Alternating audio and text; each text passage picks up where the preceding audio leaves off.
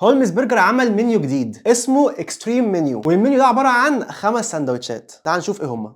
اوبا، طبعا كالعاده يعني مناديله كاتشب. شكل السندوتشات حاجه محترمه. انا عارف ان في لغوصه، فهبدا البس الجوازات بتاعتي فاستعد. تعال نبدا باول ساندوتش معانا، وساندوتش مايتي مونستر مكتوب عليه اهو. ترن ترن تراه، جميل جميل. بحب قوي عيش هولمز، يبقى طاري كده وحلو ونضيف. تعال نشوف ساندوتش المايتي ده عباره عن ايه. المايتي مونستر عباره عن صلصه هولمز معاها مخلل واصابع موتزاريلا وصلصه كريمه وبيف بيكن وجبنه امريكيه وشريحه لحم بقري مع بصل وطماطم وخس. تعال ندوق، وبالنسبه للاسعار هقول لك في الاخر. بسم الله.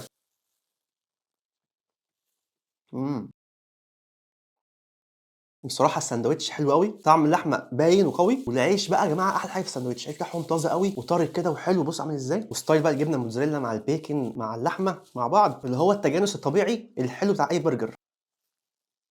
حاطين جبنه كتير الصراحه في الساندوتش، فلطيف قوي الصراحه. معلش يا جماعه شلت الجرافزات عشان بتضايقني. طيب نخش في اللي بعده واقول لك في الاخر ايه اكتر حاجه حبيتها. الساندوتش اللي بعد كده بقى اسمه جولدن رينجز. افتحه كده. ده عباره عن حلقات البصل مع الجبنه الامريكيه وشريحه لحم بقري ومعاها مخلل وطماطم وخس وصوص مستردة بالعسل. مستردة بالعسل يعني هاني ماسترد. تعال نشوف شكله ازاي بقى. بسم الله. امم هاخد قطمه كمان. طيب انا بالنسبه لي اكتر طعمين طاغيين في الساندوتش دوت هم طعم البصل وطعم اللحمه وطبعا العيش يعني. اما بقى صوص العسل دوت، لما دقت في اول قطمه حسيت بيه، ولكن مع كذا قطمه ما حسيتش بيه، مع ان طعمه حلو يعني. اول قطمه كده دقتها حسيت بطعم العسل كده في بقي، كان لذيذه، بس بعد كده ما حسيتش خالص مسترد بالعسل، محتاج اكتر سنه. لكن غير كده ساندوتش ممتاز، كتر بس المسترد بالعسل. ندخل بقى على الساندوتش اللي بعد كده، وساندوتش اسمه هوت كاو، البقره الساخنه. هوت كاو هوت كاو، يا جماله يا جماله. اوبا، عرفت ليه اسمها ساخنه. ده بيبقى عباره عن قطعه لحمه معاها بصل طماطم خس صوص كريمي جبنه امريكيه، معاهم بقى صوص بافالو وشيدر هالبينو. ربنا يستر، انتوا عارفين في السبايسي. هي دي شيدر هالبينو ديت ولا موتزاريلا ستيكس دي ولا ايه؟ نفتح كده. شكلها شبه الموتزاريلا ستيكس ولكن شيدر هالبينو. بص بافالو بقى لونه اورنج وشكله. بص بقى هناخد قطمتين وخلاص، رب ما يطلع حرق قوي بس. بسم الله.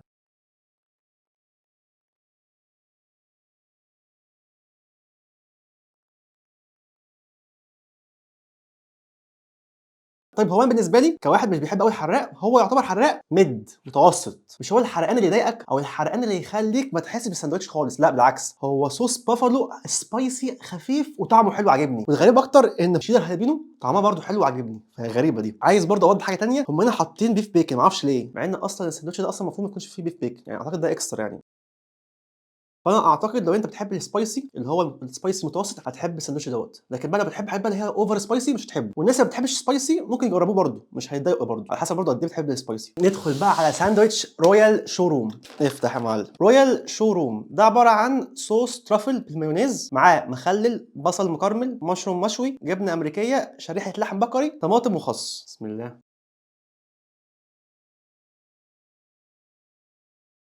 بُص، هو أنا اللي أعرفه إن الترافل دوّة نوع من أنواع الفطريات، حاجة كده، وبصراحة عمري ما دُقته قبل كده، بس أنا حاسس إن طعمه غريب وعاجبني لذيذ، بس أنتم عارفينّي مش باحب أوي المشروم، وهنا المشروم طاغي في الطعم أوي، أوي، أوي، فلو أنت بتحب المشروم هتحب ده جدًا، لإن هو أكتر حاجة طاغية الطعم المشروم مع البصل، ولكن زي ما أنتم عارفين أنا ما ليش أوي في المشروم، فبالنسبة لي شغال. ندخل بقى على آخر ساندوتش معانا وهو ساندوتش البيج بوي. نبُص بقى أستاذ بيج ده عامل إزاي. الله، الله، الله، الله. البيج بوي دوّة عبارة عن حلقات البصل معاه صلصة باربيكيو مخلل مشروم مشوي معاه بيف بيكن جبنة أمريكية معاه برجر طماطم خس صوص كريمي. بسم الله.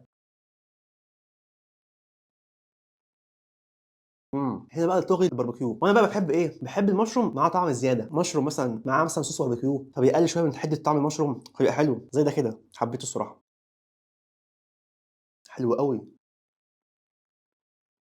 بُصّوا، بالنسبة لي أكتر حاجة حبيتها في الساندوتش دوّة هو صوص الباربيكيو، وفي نفس الوقت إن المشروم مش مضايقني طعمه، تحسّه كده طعم خفيف في الخلفية مع صوص الباربيكيو. طيب وكده نكون جربنا المنيو الجديد من هولمز اللي هو extreme menu. تعالَ كده أقول لك بقى بالترتيب إيه أكتر حاجة حبيتها في النازل، أقول لك الترتيب وأقول لك السعر. بُص، هو بالنسبة للأسعار فهُم عاملين حاليًا دلوقتي offer. نقول مثلًا أكتر حاجة أنا حبيتها في الساندوتشات هو ساندوتش الmighty monster. هتلاقي الساندوتش دوّة سعره قبل كده عامل 160 جنيه، حاليًا دلوقتي سعره عامل 135 جنيه. يليه البيج بوي جوي اللي هو فيه صوص الباربيكيو، كان جامد قوي، حبيته قوي. سعره 175 جنيه ولكن في الاوفر عامل 140 جنيه. الغريبه بقى ان تاني حاجه حبيتها وهي الهوت كاو اللي هي اصلا سبايسي، سبايسي بس ميد متوسط، حبيته. ده سعره عامل قبل الاوفر 160 وبعد الاوفر 135 جنيه. يلي الجولدن وينجز كان حلو بس مشكلته ان صوص الهاني ماسترد ما حسيتش بيه، كان قليل قوي. ده سعره قبل الاوفر 150 وبعد الاوفر عامل 125. نيجي بقى لاقل حاجه حبيتها بالنسبه لي وهي الرويال شو روم. وده مش عشان هو وحش، لا بالعكس، ده عشان اكتر طعم فيه باين وطاغي هو طعم المشروم، وانتوا عارفيني انا ماليش في المشروم، فلو انت بتحب المشروم اعتقد ده هيكون بالنسبه لك احسن حاجه، لانه فعلا طعم المشروم فيه طاغي قوي.